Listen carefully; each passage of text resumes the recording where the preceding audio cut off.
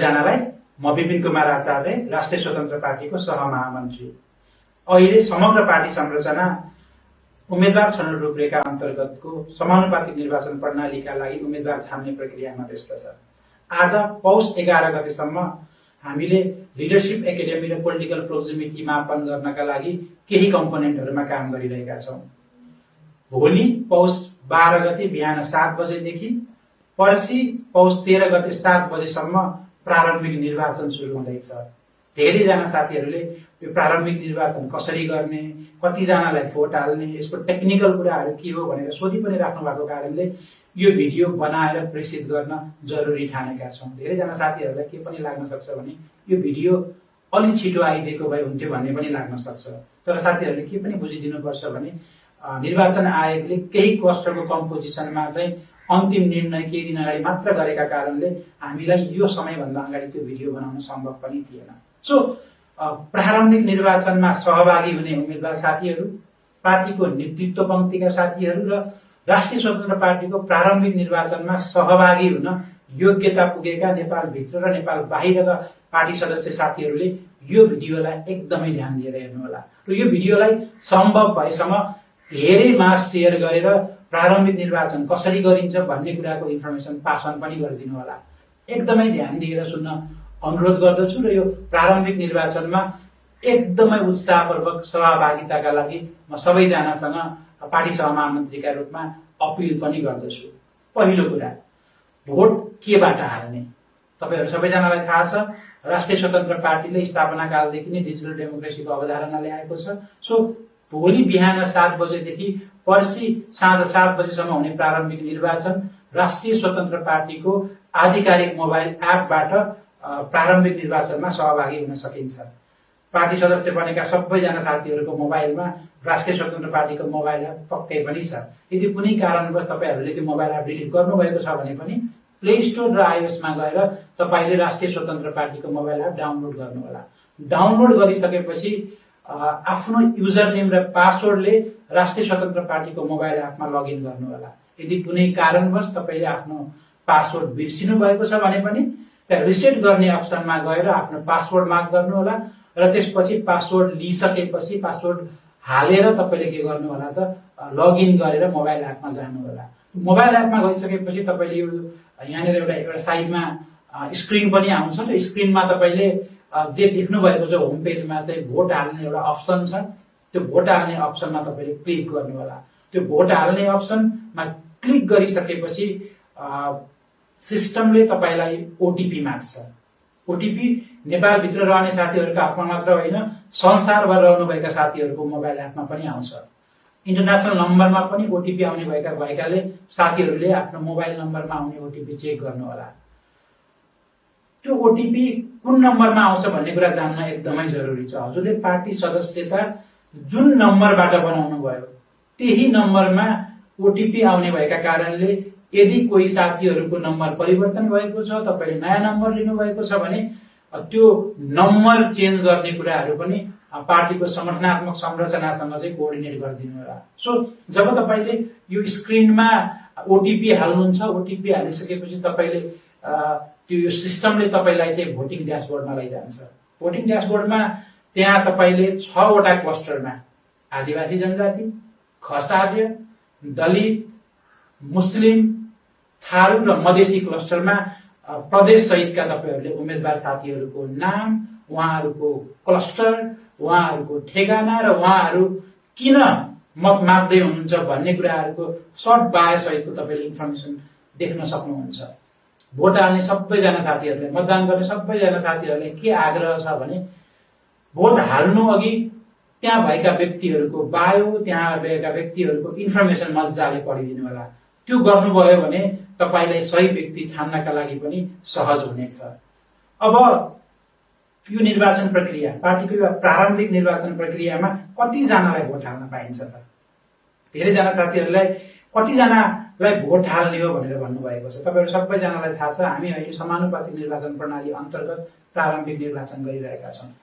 समानुपातिक निर्वाचन प्रणाली अन्तर्गत प्रारम्भिक निर्वाचन गर्नुको उद्देश्य के हो भने अन्तिममा उम्मेदवार छनौट प्रक्रियाबाट हामीले 110 जनालाई बन्द सूचीमा राखेर निर्वाचन आयोगमा पठाउनु पर्नेछ। त्यसैले एउटा पार्टी सदस्य, योग्यता पुगेका एउटा पार्टी सदस्यले बढीमा अथवा अधिकतम 110 जनालाई छान्न पाउने छन्। हजुरहरूले यसलाई कसरी बुझ्नु पर्यो भने तपाईले 110 जना अप्लाई गर्ने, मानौ 400 जना साथीहरू छन् भने 400 जना साथीहरूबाट 110 जनालाई चाहिँ अधिकतम मतदान गर्न पाउनुहुन्छ। यो अधिकतम भनेको के त फेरि अब क्लस्टर अनुसार चाहिँ तपाईहरुले छान्नु पर्ने हुन्छ। तपाईले 110 पुर्याउँदै गर्दाखेरि म 110 जना नै खसारेबाट चाहिँ सेलेक्ट गरेर पठाउँछु भन्न पाइँदैन। तपाईले त्यो 110 जनाको कम्पोजिसन छान्दै गर्दाखेरि खसारेबाट 33 जना छान्नुपर्छ, आदिवासी जनजातिबाट 32 जना छान्नुपर्छ, मधेसी क्लस्टरबाट 18 जना छान्नुपर्छ, तपाईको दलितबाट तपाईले 15 जना छान्नुपर्छ, थारूबाट तपाईले 8 जना छान्नुपर्छ भने तपाईले मुस्लिमबाट 5 जना छान्नुपर्छ। सो 110 जना छान्दै गर्दा तपाईले क्लस्टरबाट म्याक्सिमम छान्न पाउने नम्बरको कुरा मैले अहिले बताएँ। अब त्यो 110 जना छान्दै गर्दा के सबै पुरुष मात्र छान्न पाइन्छ? पाइँदैन। यदि 110 जना तपाईले छान्दै हुनुहुन्छ भने 57 जना महिला तपाईले अनिवार्य रूपमा छान्नुपर्छ। एकदमै ध्यान दिएर हेर्नु होला है। 110 जना छान्दै गर्दा तपाईले 57 जना महिला अनिवार्य रूपमा छान्नुपर्छ। अब कुन क्लस्टरमा कति भोट हाल्न पाइन्छ त? अर्को एकदमै महत्त्वपूर्ण प्रश्न। कुन क्लस्टरमा कति जनालाई छान्ने हो? एकजनालाई भोट हाले पुग्छ? पुग्दैन। यो समानुपातिक निर्वाचन प्रणाली भएका कारणले 6 वटै क्लस्टरमा मतदानलाई हामीले अनिवार्य बनाएका छौं। सो तपाईले कुनै एउटा क्लस्टरको भोट हाल्नु भएन भने तपाई अगाडिको प्रक्रियामा मतदानको यो प्रोसेसमा अगाडि जानै सक्नुहुन्न। त्यसैले सबै 6 क्लस्टरमा तपाईले मतदान गर्नुपर्ने हुन्छ। सो एउटा क्लस्टरमा कति जनालाई मतदान गर्ने त? न्यूनतम कति? अघि हामीले म्याक्सिममको कुरा गर्यौं। म्याक्सिमम भनेको तपाईले अघि मैले भनेको नम्बर जुन खसारेको हकमा 33 थियो भने मुस्लिमका हकमा 5 थियो, त्यो सबै 6 वटै क्लस्टरको म्याक्सिमम 33, 32, 18, 15, 8 अनि 5 गरेर तपाईले के गर्न सक्नुहुन्छ? मतदान गर्न सक्नुहुन्छ। तर न्यूनतम कति गर्ने त? न्यूनतमलाई हामीले एउटा पर्सेन्टेजको मानक छुट्याएका छौं। हरेक क्लस्टरमा जति जना उम्मेदवारहरू हुनुहुन्छ त्यति उम्मेदवारको 10% चाहिँ तपाईले के गर्नुपर्छ? मिनिमम म्यान्डेटरी भोट हाल्नुपर्छ। उदाहरणका लागि यदि खस आर्यमा 170 जनाले आवेदन दिनुभएको छ भने तपाईले 17 जनालाई चाहिँ मिनिमम के गर्नुपर्छ? सेलेक्ट गर्नुपर्छ। यदि दलितमा 40 जनाले भोट हाल्नु भएको छ भने 10% का हिसाबले दलितमा तपाईले 4 जना उम्मेदवारलाई छान्नै पर्ने हुन्छ। मैले यसलाई फेरि पनि रिपिट गरेँ किनकि यो धेरै जनाले कति जनालाई भोट हाल्न पाइन्छ भनेर सोध्नु भएकोले यो एकदमै ध्यान दिएर सुन्नु होला र यो इन्फर्मेसनलाई धेरै भन्दा धेरै साथीहरुमा पासन पनि गर्नु होला। म्याक्सिमममा तपाईले 110 जनालाई भोट हाल्नुपर्छ। त्यो भनेको हरेक क्लस्टरको कम्पोजिसन हेरेर कम्पोजिसन मिल्ने गरेर तपाईले यदि हाम्रा उम्मेदवारका साथीहरु 400 जना हुनुहुन्छ भने त्यो 400 जना मध्येबाट तपाईले सबैभन्दा धेरै 110 जना छान्न पाउनुहुन्छ क्लस्टरको कम्पोजिसन मिलाएर। तर तपाईले मिनिमम पनि कति भोट हाल्नुपर्छ भने हरेक क्लस्टरको उम्मेदवारको जुन संख्या छ त्यो संख्याको 10%। एकदमै ध्यान दिनु होला, 10%। यदि खस आर्यमा 170 जना हुनुहुन्छ भने तपाईले 17 जना छान्नै पर्छ। यदि आदिवासी जनजातिमा 120 जना हुनुहुन्छ भने तपाईले 12 जना छान्नै पर्छ। अब तपाईले सबै उम्मेदवारहरू छानिसकेपछि यो सिस्टमले तपाईलाई के पनि सुविधा दिएको छ भने तपाईले छानेका व्यक्तिहरू चाहिँ तपाईले सही व्यक्तिहरू छान्नु भयो कि भएन, कुनै झुकिए कि भनेर पनि तपाईलाई तपाईको मोबाइलको स्क्रिनमा त्यो सबै जना तपाईले छानेका व्यक्तिहरूको फोटो सहित सिस्टममा आउँछ। तपाईले त्यो माथि दिएको जुन त्यो स्क्रिनमा माथि दिएको जुन त्यो क्लस्टर सेलेक्ट गर्ने मेकानिजममा जानुभयो भने खसारेमा कति जना छान्नुभयो, आदिवासी जनजातिमा कति छान्नुभयो, दलितमा कति छान्नुभयो भन्ने जस्तो इन्फर्मेसन तपाईले हेर्न सक्नुहुन्छ। र त्यहाँ भएका कुनै व्यक्तिहरू तपाईलाई चित्त बुझेन र तपाईले त्यसलाई त्यो व्यक्ति नभएर अर्को व्यक्ति सेलेक्ट गर्नु पर्यो भने पनि तपाई त्यहाँ गएर सिस्टमबाट तपाईले के गर्नुहुन्छ? मतदानलाई परिवर्तन गर्न सक्नुहुन्छ, अर्थात आफूले छानेको उम्मेदवारलाई परिवर्तन गर्न सक्नुहुन्छ। तर तपाईले आफूले भोट गर्ने मिनिमम क्राइटेरिया पूरा गर्नुभयो। मिनिमम क्राइटेरिया भन्दा माथि म्याक्सिममको पोइन्टसम्म तपाई जुन कुनै बिन्दुमा रहनुभयो र तपाईले म यो भन्दा बढी व्यक्तिहरूलाई चाहिँ छान्दिन, अब चाहिँ म भोट हाल्छु भनेर तपाईले चाहिँ सबमिट गर्नुभयो। भोट सबमिट गर्नुभयो भने सिस्टमले तपाईलाई तपाईँ निश्चिन्त हुनुहुन्छ भोट हाल्नका लागि अथवा मतदान गर्नका लागि अथवा उम्मेदवारका लागि भनेर भन्छ र तपाईँले एकचोटि भोट सबमिट गर्नुभयो भने तपाईँले पुनः मतदान गर्न मिल्दैन। मैले फेरि दोहोऱ्याएँ, तपाईँले सबैजना सेलेक्ट गरेर सबै क्लस्टरको कम्पोजिसन मिलाएर सिस्टमले मानेको 10% को म्यान्डेटरी जुन लाइन छ त्यो भन्दा माथि जुन कुनै बिन्दुमा गएर तपाईँले भोट हालेर यदि फाइनल सबमिट गर्नुभयो भने त्यसपछि होइन मलाई त म फेरि रिसेट गरेर नयाँ भोट हाल्छु भन्न पाउनुहुन्न। त्यसैले उम्मेदवारहरू छान्दा सोचेर सम्झेर समय लिएर तपाईँले भोट हाल्नु होला। भोट हाल्नका लागि राष्ट्रिय स्वतन्त्र पार्टीले तपाईँलाई प्रशस्त समय दिएको छ। भोलि पौष 12 गते बिहान 7 बजेदेखि पर्सि 13 गते साँझ 7 बजेसम्म अर्थात् लगभग 36 घण्टाको समय दिएको छ। 36 घण्टाको समयलाई तपाईँले एकदमै विवेकपूर्ण तरिकाले सदुपयोग गर्नु होला। अब अघि मैले तपाईँलाई थाहा छ अगाडि मैले ओटिपी को कुराहरू पनि गरेको छु। तपाईँको सिस्टममा तपाईँले हाल्ने ओटिपी 3 घण्टाका लागि भ्यालिड हुन्छ। सो तपाईँले यदि 3 घण्टामा ओटिपी 3 घण्टाभित्र मतदान गर्नु भएन भने त्यो भन्दा टाइम पछाडि तपाईँले मतदान गर्नु पर्यो भने तपाईँले फेरि ओटिपी सिस्टमले फेरि ओटिपी माग्छ र तपाईँले त्यो सिस्टमले जेनेरेट गरेको ओटिपी तपाईँले सिस्टममा हालिदिनु भयो भने अनि बल्ल तपाईँ के गर्न मिल्छ र तपाईँ चाहिँ मतदान प्रक्रियामा सहभागी हुन मिल्छ।